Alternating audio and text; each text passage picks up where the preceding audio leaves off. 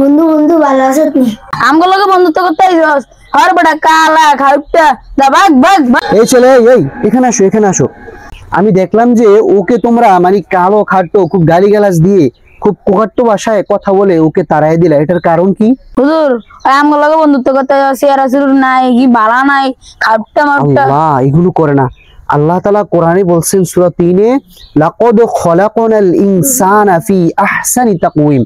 আল্লাহ তাআলা মানুষকে উত্তম রূপে সৃষ্টি করেছেন। এই জন্য মানুষকে কালো খাটো এগুলো নিয়ে কখনো কোনো সময় মানে খারাপ মন্তব্য করা যাবে না, কারণ আল্লাহ তাআলা মানুষকে সুন্দরতম আকৃতি দিয়ে সৃষ্টি করছে, বুঝছো?